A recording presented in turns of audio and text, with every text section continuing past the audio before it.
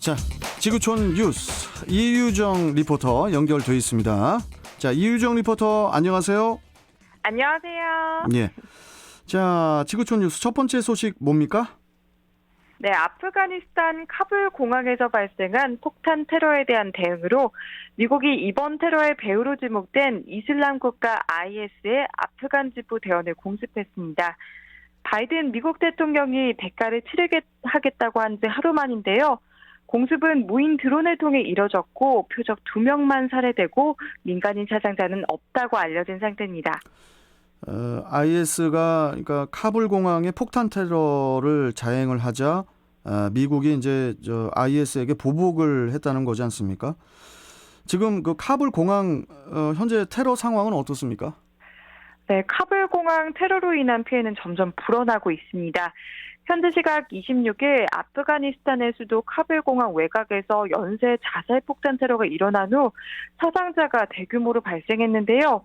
처음엔 수십 명이 사망한 것으로 보고됐지만 현재는 사망자 수가 점점 늘어나서 170명 정도로 집계되고 있습니다.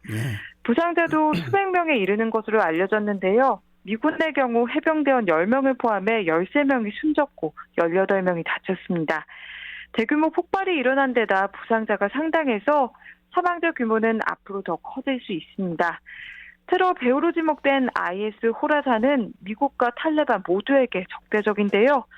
조 바이든 미국 대통령은 테러 직후 기자회견을 통해 IS에 대한 강력한 보복 메시지를 천명했습니다. 그 미국이 그 보복을 예고한 지 하루 만에 IS 대원 2명만 표적으로 삼아서 이제 공습을 했잖아요.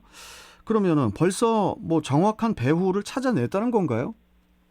네, 아직 살해된 IS 조직원의 정보나 구체적인 사학은 공식적으로 발표되지 않았지만 해당 조직원이 테러의 기획자라고 알려져 있긴 합니다. 카불 추가 공격을 계획하는 데 관여했다는 말이 나오고 있는데요. 하지만 카불 공항 테러와는 어떤 관련이 있는지는 밝혀지지 않았습니다.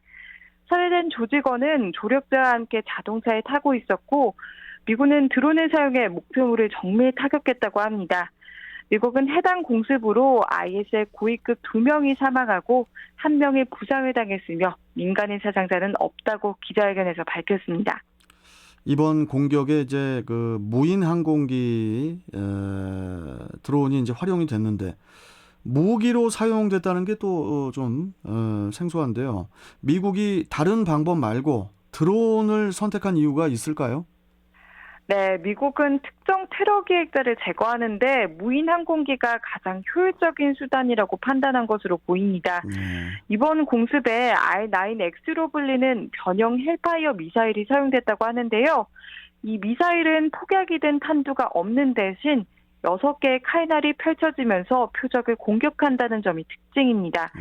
그래서 표적과 충돌에도 폭발이 일어나지 않아서 부수 피해를 최소화할 수 있다고 하는데요. 민간인의 피해를 최소화하면서 표적을 정밀하게 공격하는 데 사용된다는 겁니다. 이런 특징으로 인해 R9X는 닌자 폭탄이란 별칭도 갖고 있습니다. 미국 정부는 2017년 이후 알카에다와 같은 테러 집단의 지도자를 살해하는데 같은 방법을 사용한 것으로 알려졌습니다. 또 이번 공격이 무인 항공기라는 사실을 통해 미국 측의 메시지도 파악할 수 있는데요.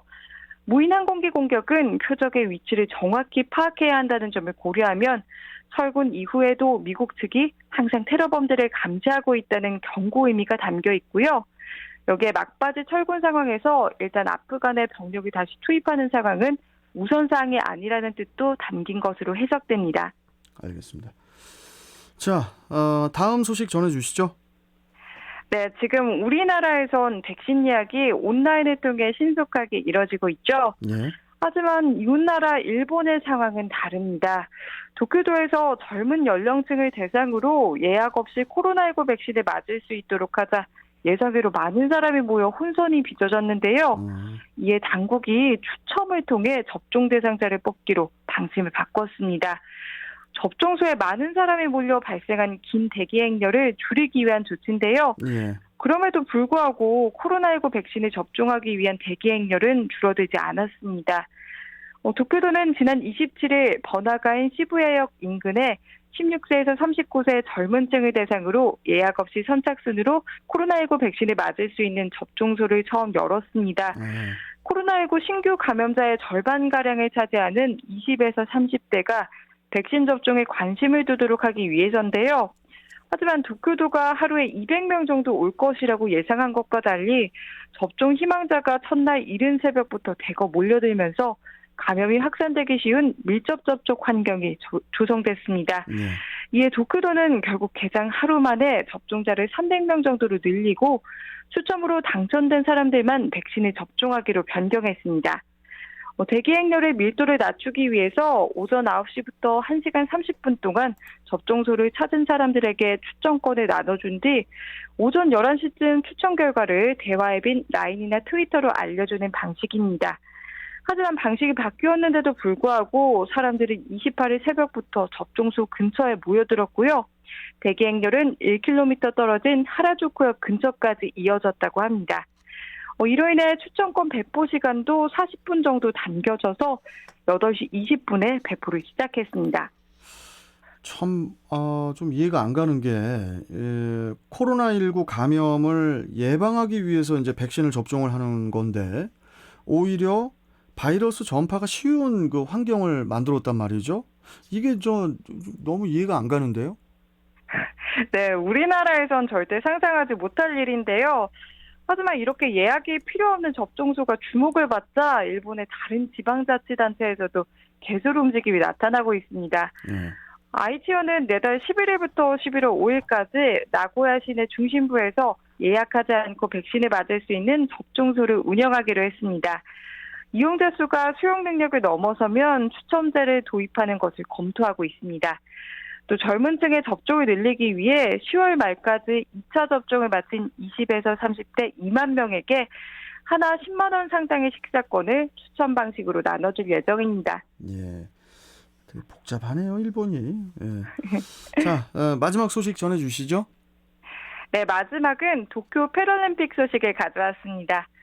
대한민국 장애인 탁구 스타 서수연 선수가 은메달을 거머쥐었습니다. 네. 서수연 선수는 28일 오후 도쿄 패럴림픽 탁구 여자 단식 결승에서 디펜딩 챔피언 중국의 류징에게 세트스코어 1대3으로 패해 은메달을 획득했는데요. 10대 시절 모델을 꿈꿨던 서수연 선수는 자세 교정을 위해 병원을 찾았다가 주사 치료를 받은 후 척수에 문제가 생겨 하반신이 마비됐습니다.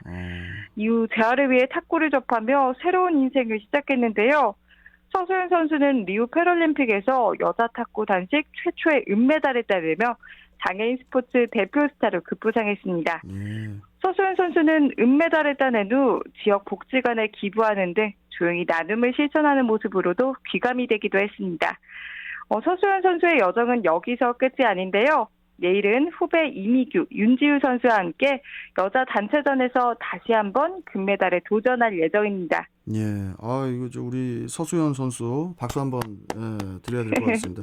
우리나라 패럴림픽에서 여자 탁구 단식 최초로 은메달을 땄습니다. 예, 다시 한번 축하하고.